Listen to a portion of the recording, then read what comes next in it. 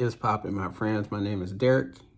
Welcome to my channel. We're chasing the green, meaning we're trying to make money on this channel. Excellent. I just started a modest $200 account. I want y'all to walk with me through my journey on trying to build this account up. I want to make this a good passive income, not passive, just side income that I can push and just live more comfortable. So right now, we're looking at a trade when IWM, I trade options. And I'm looking at my, I'm looking down here because it's my tablet. I'm looking at my iPad. And right now, it is a strong resistant area that I'm hoping to push through. I'm looking, my bias for the day initially was for sales, but it flipped. And right now everything's looking green. So now I'm looking for calls. And now I confirmed that through all the timelines. I'm gonna flip y'all around so y'all see what I'm talking about. And once again, welcome to my channel, man. I hope y'all rock with me. And I'm a novice at this. Of course, we did YouTube University and we practiced a little bit. We blown some accounts. Y'all know how we do it. So it's discipline. Now it's just discipline, waiting for your setup, not forcing setups, and then believing in your setups and going in. Don't hesitate. You win some. Hopefully you win a lot more than you lose. But let me show you what we're looking at. So this is what we got here. I know I can do a double screen and come on and record. I ain't trying to do all that shit. We're about to keep it real simple here. This is my IWM. It's on a 5-minute because I trade on a 5-minute. This, I was waiting for this zone right here, and it decided it wanted to stop, and it made a new high. So that now becomes the support. And I wanted to go ahead and push past that, right? It creating a trend. We got 3 greens. It created a nice trend. Hopefully it pushes up with another strong green. This was the resistance that it was going against. That is the ORB, so opening range. Normally within the first 15 to 20 minutes, it kind of develops a zone in which it wants to operate. Typically, if it pushes outside of the zone, either above or below, it kind of tells you what it wants to do for the day. It helps you determine your bias. That isn't the only way you can determine your bias, but that's kind of what I use. I'm gonna flip it over to the daily chart and you'll see what I'm talking about. So this is the daily showing 100% green. All right, this is the 4-hour green. This is the 1-hour green. And then we're just gonna keep going down. Everything's showing green right now, so bullish is kind of what we're doing. Here you go. I'm not a technical term person, so we're gonna learn together some of these technical terms. The first term of the day, the term of the day is bullish. There you go. It should be up there on the screen for you. That's what bullish means. If you're new to trading, we're gonna learn all these little terms together. So right now, I'm liking how it's looking. It's pushing north. This is what I used to do before, right? And y'all see the glare. I don't give a damn, right? I don't care. Shout out to the Golden State Warriors. I'm in Cali. This is what I used to do. I used to hop in. I'm like, oh my God, it's pushing. Oh my God, it's pushing. I need to get in this. I used to hop into the trades, not knowing where it's going, no discipline at all. And as soon as I hop in that thing, guess what it does? It reverses. Then I lose my money. We ain't doing that. If we're gonna lose on my terms, my disciplined terms. Supply and demand, that's what we're pushing, okay? So we need to push out of this. If it comes back and taps this area and then pushes back out with another green, I'm in. Now, we can go in aggressive. If it comes down and touches this supply zone right here, and when that candle closes, right now, 323. So if it comes down and touches that zone and it closes out, aggressive, you can go in like, yes, we doing this. If we want to do it a little passive, you can wait until it pushes back out with a green candle just to confirm that, okay, this is what we're looking at. Or you could do it at the breaker structure. So it could come down the tap. Let's say if it started reverses, it come down the tap and it pushes up past that current candle, whatever candle it comes in at. That's really, really passive. So I don't know if we're going to do that. It depends on how comfortable you feel. Right now, this is a great setup because it's not trading across anything. Like if it was down here and was pushing, it'd be trading across all of this here. Right now, it has a clear path to the left, and I like that. It's created a new high. That gives me a little bit more confidence on if it does bounce back and touch my zone. So we're going to cut this off. As it gets closer, I'll bring y'all back in, and I'll let y'all know when I'm in a play. This is where we're at. What I think is going to happen is it's going to come down and hit that ORB line. It's right there. I'm not sure if it's going to come down and hit my demand zone. I think it's going to tap there and then push up, but that's fine because if it pushes up past that, that's going to now become my new demand zone. But we'll see where we're sitting right now. It is 9:10 a.m. on Friday. We'll see how long it takes. I like the red. I hope it pushes down and taps it, because if it is, it's game time. Also, I have a couple other stocks that kind of ride along with IWM, or IWM rides along with them, and that's SPY. If you look at SPY, SPY has the same setup right now. SPY is on that same setup, and QQQs has that same setup. Doesn't always work that way, but it's just an extra confirmation for you to help you with your bias on what direction it may be starting to go. It doesn't guarantee, but anything that helps you a little bit is always great. So we're gonna come on back, and I'll let y'all know where we at. So you'll see what's happening, right? It's playing with my emotions. Just so you know, if you change time frames, right? Let's say I went to 10 minutes. If I go 10 minutes, that would have been my demand zone. It would have came down and tapped into that. But stick with your strategy. Because let's say I went with that and then reversed, I'll be sick. Sometimes you gotta wait and feel like you're losing out. Stick to your strategy. Mine is 5 minutes. That's what I trade in. It didn't touch it. No problem at all. I'm okay with not taking it. So what's gonna happen? You guys already know. If it pushes up, makes a new high, that now becomes my demand zone. Then I will move this up there, and then we'll start the process all back over again. I'm also looking at SPY, because SPY was on that same nonsense. Let me make this a little bigger here. SPY, and then QQQs. That's Starbucks, sorry. QQQs. I thought it was on demon time. I was like, yep, we came down. And then it said, nah, we on demon time. We about to stretch you out. So it went back up. Perfectly fine. Like if I went to the 10 minute, I'm sure it would have tapped the zone in the 10 minute, right? But I don't trade on 10 minutes. I trade on 5. That's where we at with it. You win some, you lose some. But sometimes the best win is not trading. It's not going against your own way that you trade processes.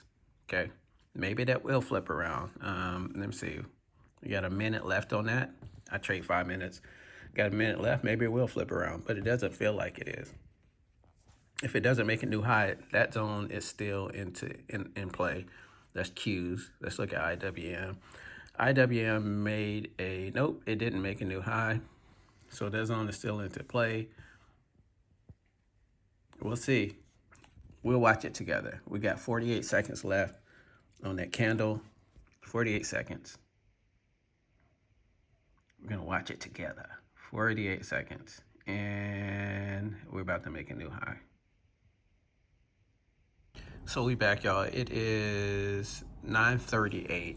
What you clearly see here is the stock is clearly operating in a zone right now.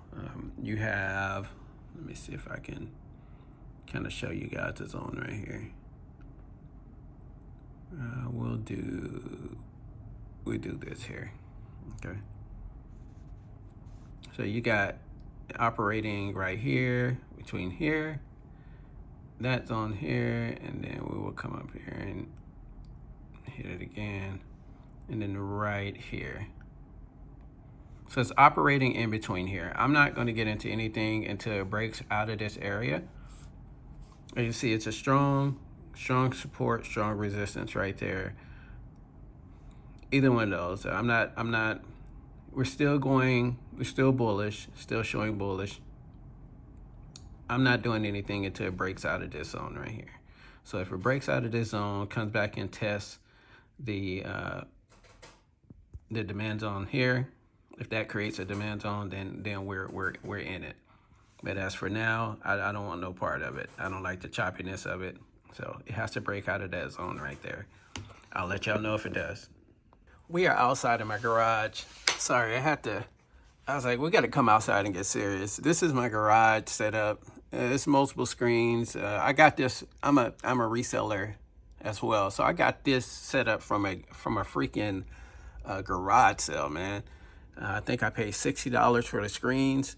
So I was like, yep, sign me up. So I use it for other stuff, but this is the IWM that we're in, right? Well, we're not in. I'm waiting for it to jump out of that range. As you see, this is SPY. SPY is doing the same thing. It's in a range right there. It needs to break out. For some reason, I feel like it's going to break down, come down and hit that, and then bounce back up. I could be totally wrong. Same here. I think it's going to break down, hit that zone, and then push back up. I can be totally wrong, which most of the time I am, but we're just guessing. And this is QQQ. QQQ. They all kind of react off of each other. As you see right here, this is my supply and demand flux chart that I use on TradingView. And it has a heavy resistance right here on the 10-minute, 5-minute. I don't know why it gave me 2 10s. It's basically saying, hey, yo, this is serious right here. If it breaks through here, it's going to do something strange for some change. That's what it's telling me. So that's what we're waiting for, ladies and gents. I really want to trade. I love trading IWM because it gives me a little bit better price-wise on the option. But Qs and SPY and Qs gives me a better return for a little bit more of investment. So we'll see, man. They're reacting the same way. I may end up going with. I know they always say you should pick one and just roll with it, but since these all mostly react off each other, I know once one goes, since they're all acting the same today, the other one is going to go. So I may end up going with SPY, and you see SPY is trying to do something strange. It had a heavy jump.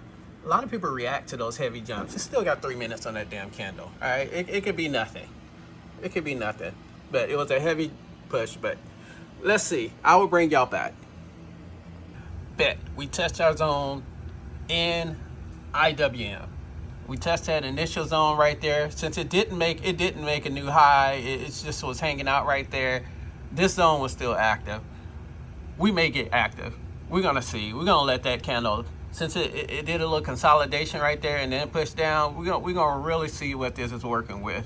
So if this comes down, we still got some time on this candle. A lot of time, 3 minutes on this candle.